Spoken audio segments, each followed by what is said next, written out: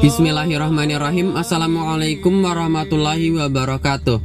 Setiap manusia tidak akan luput dari dosa, entah itu besar atau kecil, agar dosa yang dia perbuat bisa diampuni Allah Subhanahu wa Ta'ala. Salah satunya yaitu dengan berdoa. Dari Anas bin Malik radhiyallahu anhu, ia berkata, aku mendengar Rasulullah Shallallahu alaihi wasallam bersabda, Allah Ta'ala berfirman, wahai anak Adam, selama engkau berdoa kepadaku dan berharap kepadaku, niscaya aku ampuni semua dosamu yang telah kamu lakukan dan aku tidak peduli. Wahai anak Adam, jika dosamu setinggi langit, kemudian engkau meminta ampunan kepadaku, niscaya aku ampuni. Wahai anak Adam, jika engkau datang kepadaku dengan membawa kesalahan sepenuh bumi, kemudian engkau bertemu denganku dalam keadaan tidak menyekutukanku sedikit pun, niscaya aku datang kepadamu dengan ampunan sepenuh bumi pula. Hadis Hasan diriwayatkan oleh Tirmizi, Ahmad, dan Darimi. Hadis di atas menjelaskan tentang betapa agungnya sifat Maha Pengampun yang dimiliki oleh Allah Subhanahu wa Ta'ala atas semua dosa-dosa yang telah diperbuat oleh manusia. Meskipun perbuatan dosa yang dilakukan manusia sebesar bumi atau setinggi langit, akan tetapi jika manusia tersebut bertaubat dengan sebenar-benarnya kepada Allah Subhanahu wa Ta'ala, maka niscaya Allah Subhanahu wa Ta'ala akan mengampuni dosa-dosa tersebut. Arti dari taubat yang sebenar-benarnya adalah bahwa manusia tersebut menyesali, meninggalkan, serta berjanji untuk tidak mengulangi lagi perbuatan dosa yang pernah ia lakukan. Lalu adakah dosa-dosa yang dilakukan manusia akan tetapi Allah Subhanahu wa Ta'ala tidak akan mengampuni atau sedikit harapannya diampuni?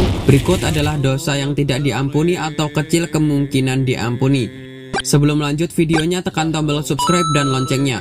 Bagikan video ini ke keluarga dan teman-teman juga, karena sebaik-baik kalian adalah orang yang mempelajari Al-Quran kemudian mengajarkannya kepada orang lain. Dan satu lagi, simak videonya sampai selesai supaya tidak salah paham.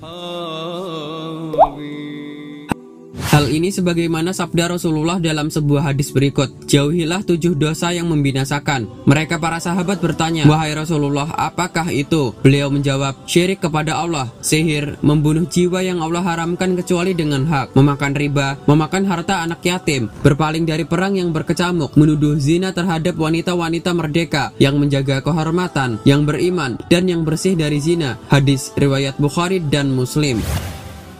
Syirik. Syirik merupakan perbuatan yang menyekutukan Allah Subhanahu wa Ta'ala dengan sesuatu, misalnya dengan berhala maupun makhluk-makhluk ciptaannya. Orang yang melakukan syirik disebut musyrik.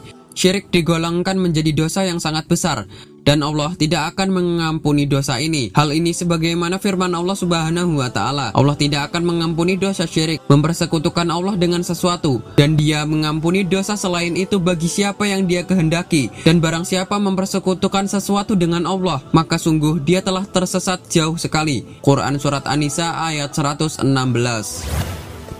Menuduh wanita solehah telah berbuat zina. Pelaku zina akan mendapatkan hukuman dari Allah Subhanahu wa Ta'ala, baik itu selama mereka di dunia maupun ketika mereka berada di akhirat kelak. Lalu bagaimana jika ada seseorang yang menuduh seorang wanita solehah telah melakukan perbuatan zina? Allah Subhanahu wa Ta'ala telah berfirman, dan orang-orang yang menuduh perempuan-perempuan terhormat berbuat zina, kemudian itu tidak mengemukakan 4 saksi, maka hendaklah mereka didera 80 kali deraan, dan janganlah diterima kesaksian dari mereka selama-lamanya. Itulah orang-orang fasik.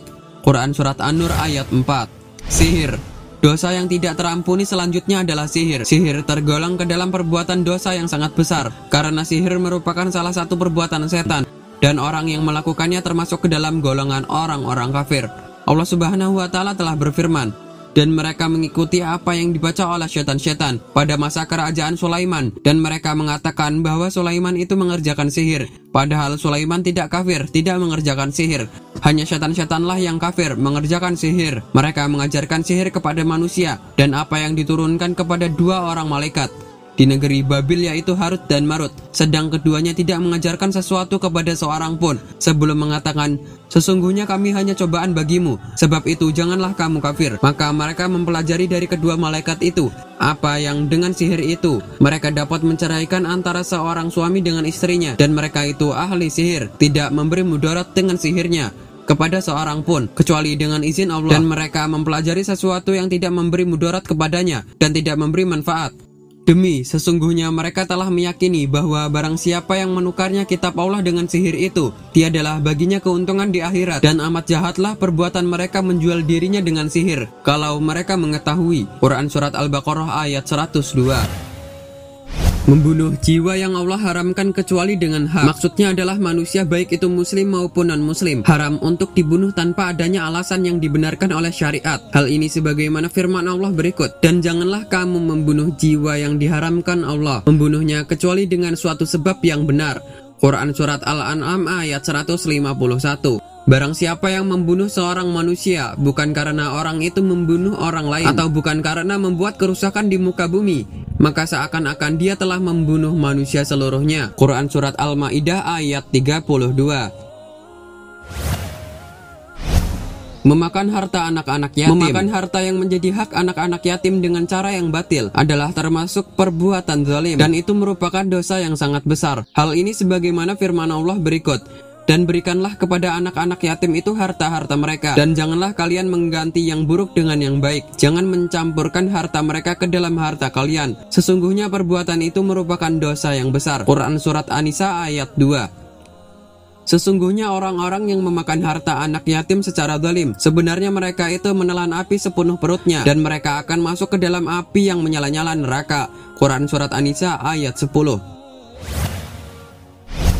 Riba. Allah Subhanahu wa Ta'ala telah berfirman terkait orang-orang yang memakan riba. Orang-orang yang mengambil riba tidak dapat berdiri, melainkan seperti berdirinya orang yang kemasukan setan lantaran tekanan penyakit gila. Keadaan mereka yang demikian itu adalah disebabkan mereka berpendapat, sesungguhnya jual beli itu sama dengan riba, padahal Allah telah menghalalkan jual beli dan mengharamkan riba. Orang-orang yang telah sampai kepadanya larangan dari Tuhannya, lalu terus berhenti dari mengambil riba, maka baginya apa yang telah diambilnya dahulu sebelum datang larangan, dan urusannya terserah kepada Allah. Orang yang kembali mengambil riba, maka orang itu adalah penghuni-penghuni neraka, mereka kekal di dalamnya.